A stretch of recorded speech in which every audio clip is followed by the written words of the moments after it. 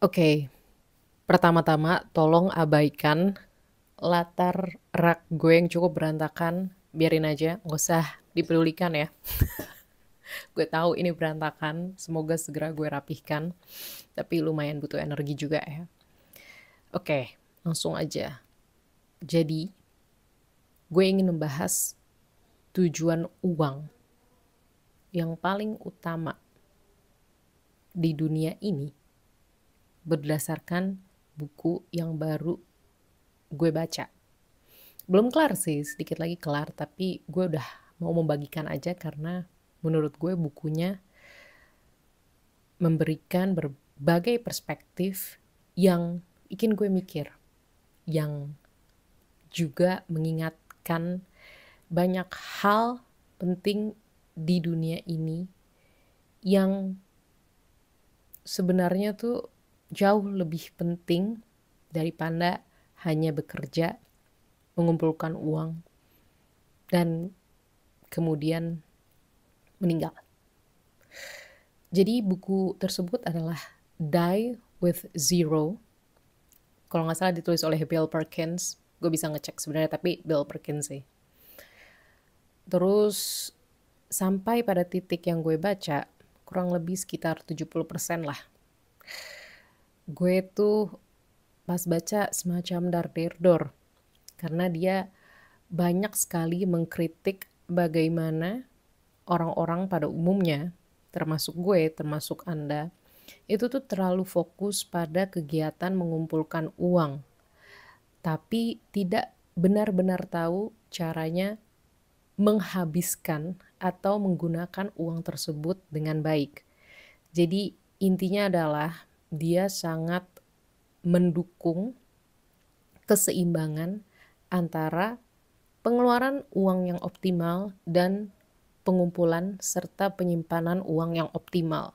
Kenapa? Karena nggak sedikit di dunia ini orang yang duitnya banyak banget, tapi penyesalannya juga banyak. Kayak contoh, dia rajin kerja, yang mana bagus ya, tentu. Tapi saking rajinnya tuh bener-bener mengabaikan keluarga, meskipun duitnya banyak ya. Banyak loh kisah anak-anak orkai yang jauh dari ortu itu banyak banget. Malah jatuhnya, maaf, kayak broken home gitu walaupun punya duit ya. Banyak banget kayak gitu. Dan dari situ jadi belajar juga kalau yang dibutuhkan anak ya waktu lo sebenarnya. Iya, duit tuh banyak. Mungkin bisa bayar anak sampai kuliah swasta bagus gitu ibaratnya. Tapi anak lo belum ngerti soal itu. Gue pun juga dulu nggak ngerti pas masih kecil soal duit. Enggak, yang gue mau ya adanya bokap sama nyokap gue, bapak sama ibu gue gitu. Anak kecil yang ngertinya waktu. Nah, itu dikritik tuh. Itu jadi salah satu poin yang cukup penting di buku ini. Kayak dituliskan, kalau emang banyak duit, ya lu juga harus menyempatkan waktu buat anak-anak lo, buat keluarga lo. Kan lu juga punya keluarga. Dan keluarga itu, meskipun betul, duit itu penting ya. Sandang, pangan, papan, itu perlu dipenuhi. Tapi kehadiran lo, fungsi lo sebagai orang tua, ya ini contoh misalkan orang tua itu yang lebih dibutuhkan. Interaksi sama anak, itu yang lebih dibutuhkan. Gue belum jadi orang tua ya, gak tahu sih jadi apa enggak. Cuma maksudnya gue sekarang di posisi sebagai anak paham banget. Karena gue lebih mau berinteraksi dengan baik sama orang tua daripada, ya emang enak sih kalau uang banyak ya, tapi daripada kalau misalnya ya orang tua gue lebih fokus kerja aja gitu, nggak pernah pedulin anak. Kayak iya kan jatuhnya kesel ya, kayak ada lah rasa ngiri gitu. Apalagi beberapa temen tuh ada yang ibunya kerja di rumah. Bukan kerja di rumah, maksudnya sebagai ibu rumah tangga, jadi di rumah aja kan. Jadi kayak ngiri kok deket banget gitu, tapi gue enggak. Itu nggak enak, perasaan yang nggak enak. Dan karena ditambah buku tadi, gue jadi belajar, oh ya, emang penting interaksi langsung. Dan umur itu nggak bisa diulang. Tapi duit bisa selalu dicari, insya Allah. Sampai kita tua pun. Gini, maksudnya umur nggak bisa dibalik. Gue kan hampir 30 ya. Ya 20-an lah berarti kan. Menjelang akhir 20-an. Gue sekarang berada dalam kondisi prima. Gue bisa agak begadang. Walaupun jangan dicontoh ya. Gue pun juga mau coba kurang-kurangin. Gue bisa jalan jauh lama. Bisa olahraga yang kardio banget. Pokoknya masih fit lah. Masih muda. Berarti gue sebenarnya sangat bertenaga untuk bisa berkeliling banyak negara. Cuma masalah utama dari orang-orang seumuran gue, tentu saja, karena namanya juga baru bekerja ya, bahkan banyak yang belum 10 tahun bekerja termasuk gue, ya gak ada modalnya, gak ada duit. Makanya kalau dari buku Die With Zero ya, dia bilang, gak apa-apa dah, lu juga nyicil atau minjem uang sedikit dah, gak apa-apa. Karena balik lagi, semakin tua gak bisa bohong, kesehatan lu itu akan berkurang, gak akan sefit waktu muda. Dan hal tersebut gak bisa lu ulang lagi, lu hanya hidup sekali. Jadi gak apa-apa kalau emang mau nyicil, mau ngutang sedikit gitu ya pakai cece, tapi pasti harus dibayar tentu saja. Tapi beneran ketika lo beli dengan cece itu, lo pastiin banget itu adalah sesuatu yang lo inginkan banget. Makanya seperti yang tadi gue sempat bilang, keseimbangan antara pengeluaran uangnya dan pemasukan uangnya itu benar-benar harus dipastikan juga. Seru banget, pokoknya gue baca bukunya dari soal tadi orang tua sampai usia muda.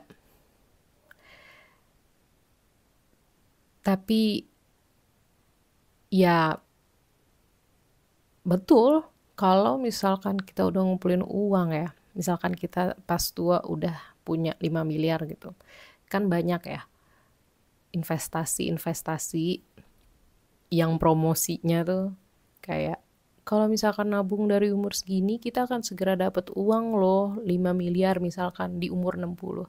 Iya, 60 tahun kaya.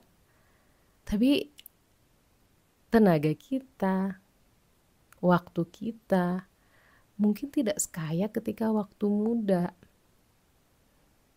Dan gue pun juga tersentil jadinya, meskipun gue emang dari awal emang udah agak YOLO ya. Tapi gue jadi tersentil. Iya ya, emang enak sih kalau punya duit banyak ketika waktu tua.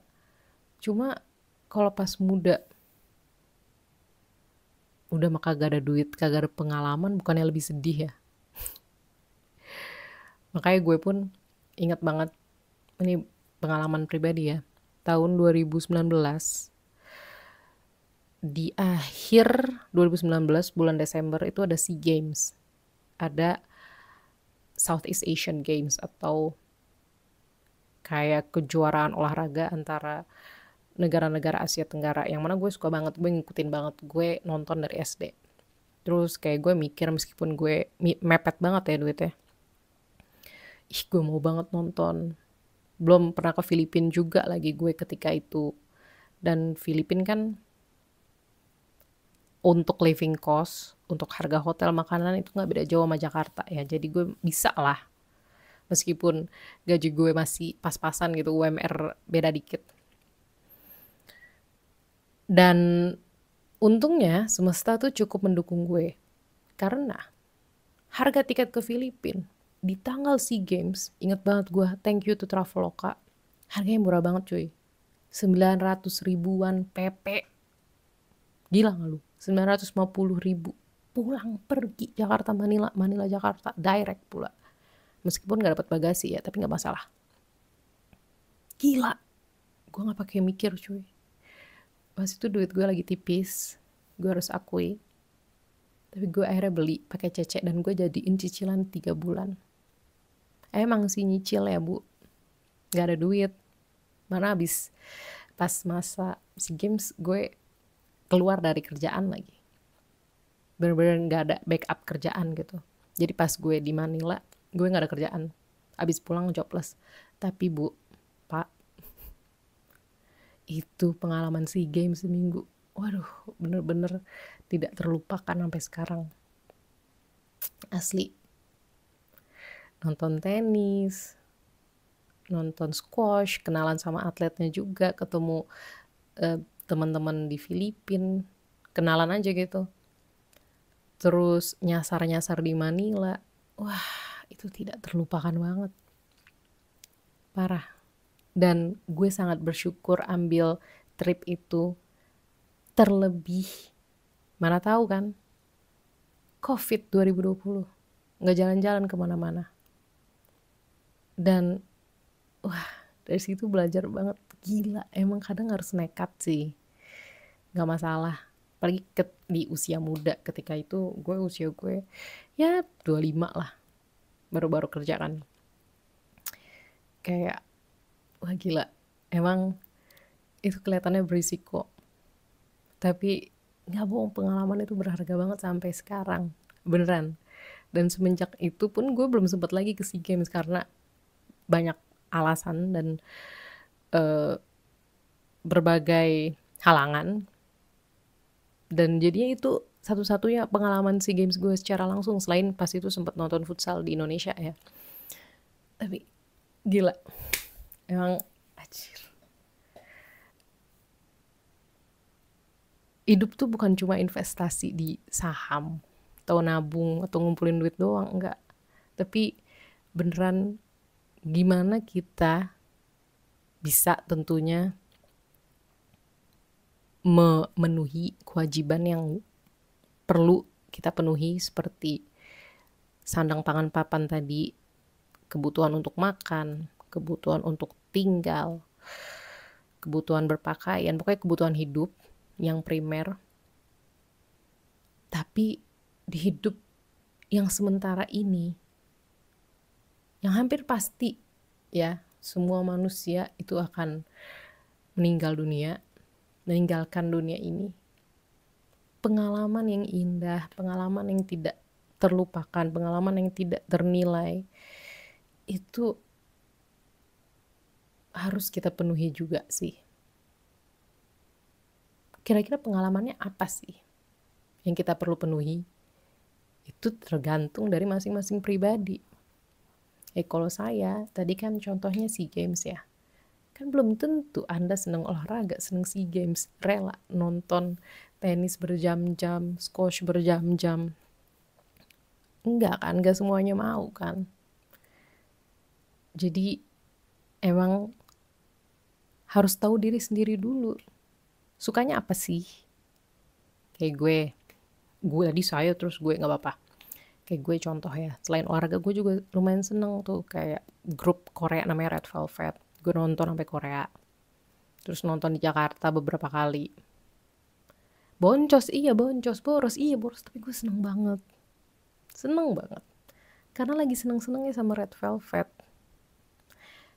Kan gak ada yang pernah tahu kan apakah Red Velvet sebagai grup akan pisah mungkin kan, atau mungkin deaktif, atau mungkin gue tiba-tiba udah gak suka lagi. Itu bisa terjadi loh. Tapi setidaknya gue mengoptimalkan rasa seneng gue dan pemasukan gue, penghasilan kehidupan gue, dan waktu gue dan tenaga gue untuk melakukan apa yang gue suka. Dan gue seneng banget. Asik banget emang mengoptimalkan hal seperti itu. jujur mungkin karena gue 2022 sama 2023 udah jor-joran ya memenuhi apa yang gue suka. Gue tuh sempet kayak agak bingung gitu. 2024 gue ngapain ya? Dan akhirnya gue nggak sejor-joran itu. Tapi setelah gue menabung, terus sambil mencari juga target baru gue akhirnya menemukan target baru. Target baru gue adalah mengajak orang tua gue jalan serta adik-adik gue ke negara-negara yang mereka belum pernah kunjungi. Lengkap. Semuanya nih, orang tua sama adik gue sama gue. Karena balik lagi, umur orang tua gue tuh semakin tua. Gue pun juga semakin tua. Adik-adik gue juga semakin tua. Dan umur gak akan bisa balik lagi.